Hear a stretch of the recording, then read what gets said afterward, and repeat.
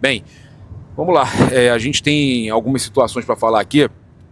É inacreditável, mas enquanto a gente teve o Luiz Eduardo Baptista, o BAP, presidente do Flamengo, chorando ao falar da sensação que o que o Flamengo gera nele, tudo que o Flamengo, todas as situações que o Flamengo, as emoções que o Flamengo cria nele quando perde, quando ele sente que ele poderia fazer algo pelo clube. Vamos escutar o que o BAP falou. Foi uma entrevista que ele concedeu, um podcast da FSB Holding, né? O Expresso.news, tá? E ele falou sobre isso, e eu achei interessante que no mesmo dia, enquanto ele declara amor ao Flamengo, ao clube que ele dirige, que ele é o presidente, a gente teve a presidente do Palmeiras, a Leila Pereira, dizendo que quer ser dona de um clube. Ela não fala do Palmeiras, ela fala ser dona de um clube.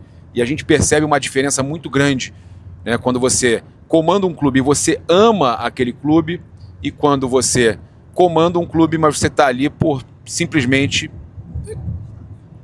status, ou para realmente estar ali comandando, fazendo carreira e tudo mais, né? Olha só a história que o BAP contou. Vamos ver aqui, ó. Papo com o coach que mudou sua relação com o Flamengo. Falei, o que significa isso? Você tem que fazer alguma coisa que encha a tua vida, que te faça feliz, tal. Você gosta de jogar golfe? Você pratica algum esporte? O que você gosta de fazer? Eu falei, cara, assim, na verdade, hobby mesmo pra mim é futebol. E aí ele pediu pra eu explicar pra ele por que futebol no Brasil seria religião ou não. E aí ele foi pra uma dimensão de sentimentos, né? Ele me pergunta, o que você sente em relação a isso? Eu falei, eu sinto ódio, eu sinto indignação, eu fico revoltado. E ele falou, quais são as suas reações? Eu falei, eu quebro as coisas que estão à minha volta. Ele falou, você quebra as coisas? Eu quebro as coisas por causa do Flamengo, dos resultados do Flamengo. O Flamengo afeta muito a minha vida. E aí teve e a gente ia falando, ele ia anotando palavras-chave. Ele ia botando lá no flip chart, né, o parking lot, que você chama, né, pontos importantes. Então ele botava indignação, ódio, destempero. Aí colocou lá anger management. Como é que lida com isso? E aí ele chegou e falou o seguinte, então vamos combinar uma coisa, vamos traçar um plano aqui, já que você é um cara tão disciplinado, tão focado, vamos traçar um plano, vamos eliminar o Flamengo da sua vida. E foi um barraco horroroso. E depois de uns 15 minutos de eu ofender ele, dizer que ele não entendia merda nenhuma, que ele era gringo, que ele não podia entender, ele chegou e falou o seguinte, então vamos virar a folha. Então não é uma possibilidade. Você não vai racionalmente tirar o Flamengo da sua vida. Se emocionou. Ele fala, então vamos abraçar. Ele coloca lá, o que ele vai fazer? Como é que faz para participar? Tem que ser sócio. Comprar um título. Como é que muda o clube? O estatuto é complicado. Tem que comprar o estatuto? Eu falei, não, acho que é só fazer um download. Ele falou, download do estatuto. Ler o estatuto. Entender o estatuto. Definir prioridades. E assim começa o movimento da gente de 12, que na verdade começa em 2009. Uhum. E aí eu falei para ele... Clube quando? 2009. Como sócio. Como sócio. E aí ele falou, well done, mandou uma foto da carteira. Eu falei, agora eu tenho um gringo. Me auditor. Auditor. Falou, muito bom, agora manda uma foto do estatuto. E aí, o cara que era presidente mundial da DirecTV me deu 10 sessões de coach com esse cara que custava uma fortuna. Então eu tinha que ir para Berkeley, nos Estados Unidos, a cada 45 dias, prestar contas do meu desenvolvimento com o Flamengo. E aí começou.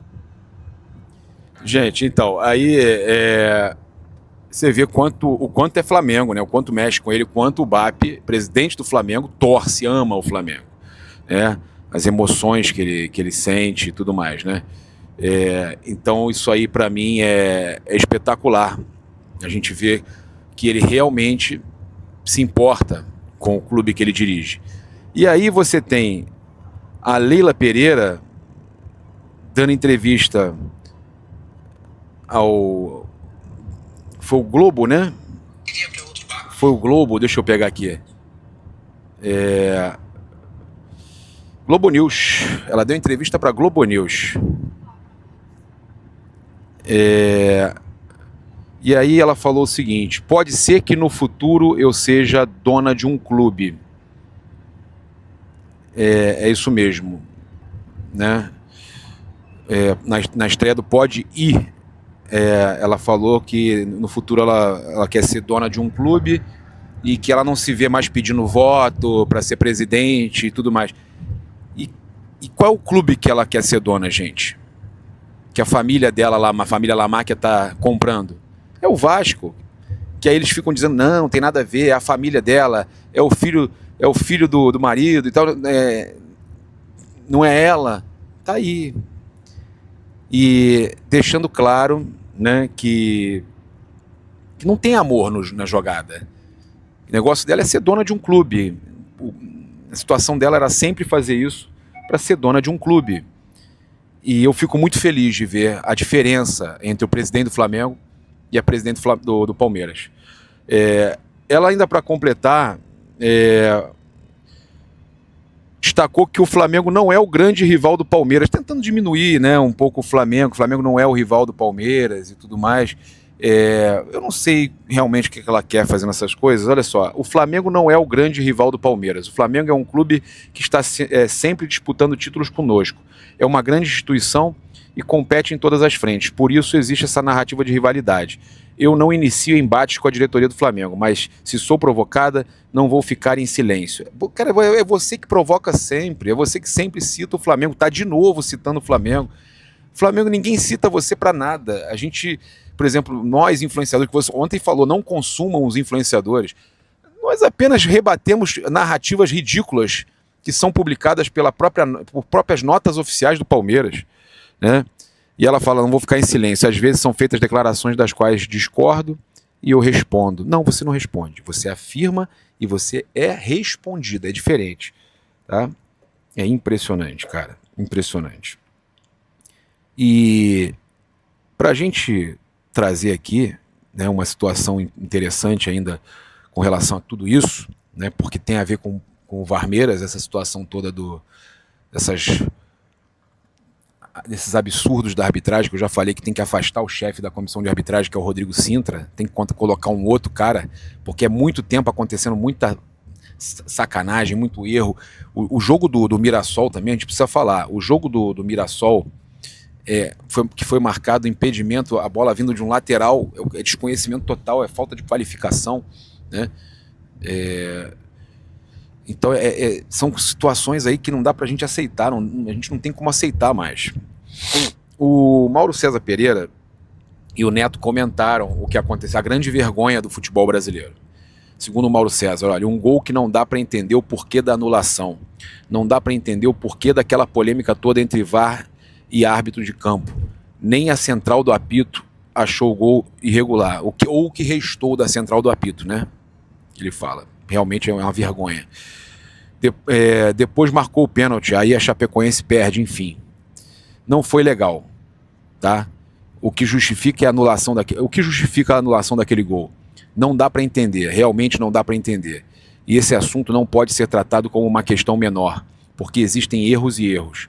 Alguns erros da arbitragem são minimamente toleráveis, outros são discutíveis, mas existem erros que evidenciam uma falta de qualificação dos árbitros por não compreender o próprio trabalho. Ou, né, como disse o Thiago Asmar, deixa o torcedor desconfiar que tem algo acontecendo. Isso é o pior.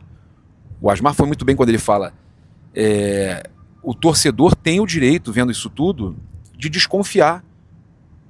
Desconfiar da idoneidade, tudo. Ele pode desconfiar, ele pode insinuar. Pode insinuar, porque é muita loucura o que aconteceu.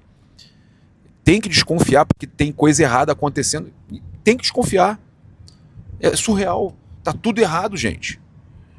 E aí ele continua. Quando a Copa do Mundo passar, será que as pessoas vão se lembrar que esse jogo teve um erro grave da arbitragem? Porque tem que ser lembrado isso, né? Tem que ser lembrado, porque depois, por acaso, se o Flamengo não consegue tirar aí a diferença pro Palmeiras, Varmeiras, né? O Flamengo não consegue tirar, tem que lembrar. Tem que lembrar que as pessoas têm que lembrar, igual lembram lá de 2005, né? Do título do Corinthians, que o Inter foi sacaneado, mas as pessoas lembram. Até hoje, do Edilson, né? Lembra da situação? O Corinthians foi campeão com sacanagem comprovada. Tem que ter investigação. E outra coisa, adianta afastar árbitro? Tem que afastar o líder lá deles, pô. Afastar árbitro? Afasta o árbitro, aí daqui a pouco, depois da Copa, ele volta. E os pontos da Chape? Que tá lá sendo rebaixada, lanterna. Cadê os pontos da Chape? Estão com o Palmeiras. É isso que tinha que fazer. Tinha que ter um julgamento e tirar os pontos do Palmeiras e dar pra Chape. Isso é vergonhoso, cara. Então, se ninguém faz nada, pra mim isso aí não fazer nada, tá? O Neto, um absurdo o que fizeram com a Chapecoense. Esse cara precisa ser suspenso, ficar 6 meses sem apitar. Aí, ok, aí é uma punição até digna, 6 meses sem apitar, porque o que ele... A minha esposa falando que queria saber o que aquele árbitro escutou no ponto dele. Acho que é o que todo mundo queria escutar, né? Porque eles dizem que divulgam o áudio do VAR, mas ainda tem algum áudio ali que não... Né? Tem alguma coisa ali que... Cara, não é possível que todos os áudios tenham sido expostos. Tá muito obscuro. Tá, e quando ele fala, já pensei em tudo. Gente, não é possível. Será que a gente escuta todos os áudios mesmo quando vai quando a CBF divulga o VAR? Tem o áudio do VAR, né, que a CBF divulga. Será que a gente escuta tudo mesmo? A gente tem que desconfiar. É o que o Asmar falou, o torcedor, o jornalista, todo mundo tem o direito de desconfiar depois de ver um negócio desse. Tem algum áudio extra? Será que tem, gente? Vocês já pararam para pensar nisso? Será que tem um áudio extra ali? Será que no ponto tem um áudio extra? Não é possível, hein? Quem que mandou? Você acha mesmo que foi pressão externa dos jogadores? Será que não teve mais uma pressão?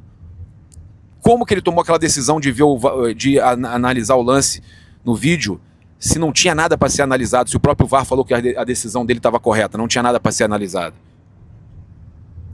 Tá? Então, o Neto falou, um absurdo o que fizeram com a Chapecoense. Esse cara precisa ser suspenso, ficar 6 meses sem apitar. O que ele fez ontem de arbitragem foi uma vergonha, tanto para a Chapecoense quanto para o Palmeiras. Foi uma vergonha para o próprio Palmeiras. Né? Um campeonato manchado, vergonhoso, tá?